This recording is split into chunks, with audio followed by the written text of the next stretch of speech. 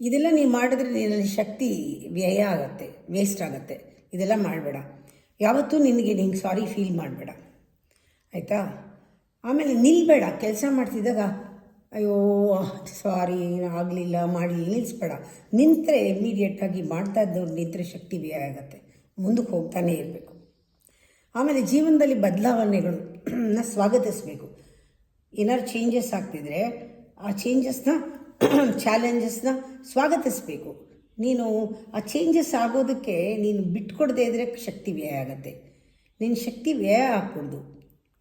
ನೀನು ಕಂಟ್ರೋಲಿಗೆ ಸಿಗಲಿಲ್ವಾ ಬಿಡು. ಆವಾಗ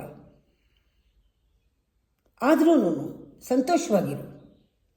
ಕ್ಯಾಲ್ಕುಲೇಟೆಡ್ ರಿಸ್ಕ್ನ ತಗೋಬೇಕು, ಪರವಾಗಿಲ್ಲ. ಆದರೆ ಅದು ಆಗದೇ ಇದ್ದಾಗ ಮೌನವಾಗಿರು. ಆ ದಯೆ ನಿನ್ನಲ್ಲಿ ನಿರ್ಭಯತೆಯನ್ನು ಕೊಡುತ್ತೆ.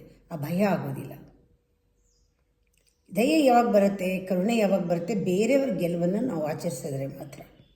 ನೋಡು, ನಿನ್ನ ಜೀವನದಲ್ಲಿ ಸೆಲಿಬ್ರೇಟ್ ಅದರ್ ಸಕ್ಸಸ್. ಬೇರೆಯವ್ರು ಅಚೀವ್ ಮಾಡಿದಾಗ ಹೊಟ್ಟೆ ಉರಿ ಪಡಬೇಡ. ಅವಾಗೆಲ್ಲ ಎನರ್ಜಿ ಕೂಡ್ಕೊಳ್ಳುತ್ತೆ. ಆಮೇಲೆ ಅವ್ರನ್ನೆಲ್ಲ ನೋಡಿ ನೀವು ಹಿಂದೆ ಹೋಗಬಾರ್ದು. ನನಗಿದು ಮಾಡೋಕ್ಕಾಗಲ್ಲ ಅಂತ ಹಿಂದೆ ಹೋಗಬಾರ್ದು. ಮುಂದಕ್ಕೆ ಹೋಗ್ತಾನೇ ಇರಬೇಕು. ಜೀವನ ಪೂರ್ತಿ ಕಲಿಯೋದು, ಎಲ್ಲರೂ ನೋಡು ಕಲಿಯೋದು.